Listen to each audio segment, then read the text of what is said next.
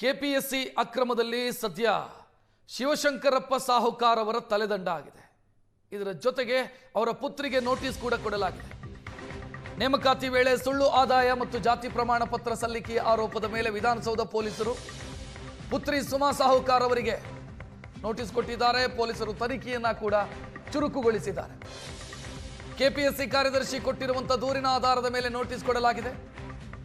ಪ್ರಮಾಣ ಪತ್ರದ ಪರಿಶೀಲನೆ ಮೂಲ ಪ್ರತಿಯನ್ನು ತೆಗೆದುಕೊಂಡು ಪೊಲೀಸರು ತನಿಖೆ ಚುರುಕುಗೊಳಿಸಿದ್ದಾರೆ. ಅವರು ಸಲ್ಲಿಸಿರುವಂತಹ ಪ್ರಮಾಣ ಪತ್ರದ ಅಸಲಿಯತ್ತೇನು ಅಂತ ವಿಧಾನಸೌಧ ಪೊಲೀಸರು ಸದ್ಯ ತನಿಖೆ ಚುರುಕುಗೊಳಿಸಿರೋದು. ಮತ್ತೊಂದು ಕಡೆ ಸುಮಾ ಸಾಹುಕಾರ್ ಅವರಿಗೆ ವಿಚಾರಣೆಗೆ ಹಾಜರಾಗಿ ಏನಂತ ನೋಟಿಸ್ ಅನ್ನು ಕೂಡ ಕೊಡಲಾಗಿದೆ.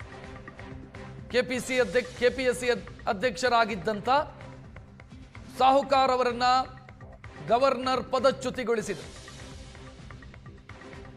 ಅವರ ಪುತ್ರಿಗೆ ಈಗ ನೋಟಿಸ್ ಕೊಡಲಾಗಿದೆ. ತನಿಖೆ ಚುರುಕಾಗಿದೆ.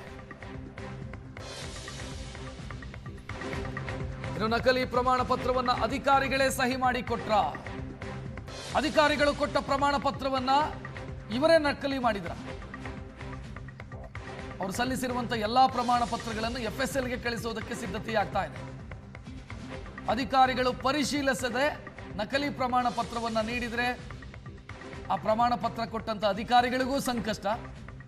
ಅವರ ವಿರುದ್ಧವೂ ಕೂಡ ಕ್ರಮ ಕೈಗೊಳ್ಳೋದಕ್ಕೆ ಪೊಲೀಸರು ಮುಂದಾಗ್ತಾ ಇದ್ದಾರೆ.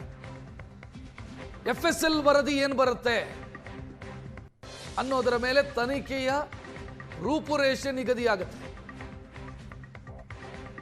ಅಧಿಕಾರಿಗಳೇ ಫೇಕ್ ಪ್ರಮಾಣ ಪತ್ರವನ್ನು ಕೊಟ್ಟಿದ್ದಾರೆ ಇವರಿಗೆ, ಅಥವಾ ಅವರು ಕೊಟ್ಟಿದ್ದನ್ನು ಇವರು ತಿರುಚಿದ್ದಾರಾ ಸುಮಾ ಸಾಹುಕಾರ್ ಅವರು? ಸೊ ಇದರ ಬಗ್ಗೆ ಕ್ಲಾರಿಟಿಯನ್ನು ಪಡ್ಕೊಳ್ಳೋದಕ್ಕೆ FSLಗೆ ಕಳಿಸ್ತಾ ಇದ್ದಾರೆ. ಆ ಪ್ರಮಾಣ ಪತ್ರವನ್ನು ಸುಮಾ ಅವರು ಸಲ್ಲಿಸಿರುವಂತಹ ಪ್ರಮಾಣ ಪತ್ರವನ್ನು FSLಗೆ ಕಳಿಸಲಾಗುತ್ತೆ. FSL ವರದಿಯ ಆಧಾರದ ಮೇಲೆ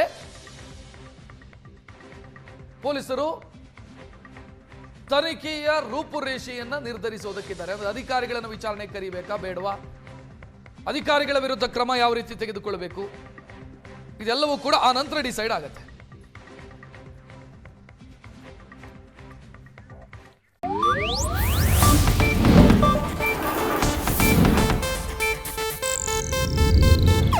ಇದು ಏಷ್ಯಾನೆಟ್ ನ್ಯೂಸ್ ನೆಟ್ವರ್ಕ್ ಪ್ರಸ್ತುತಿ.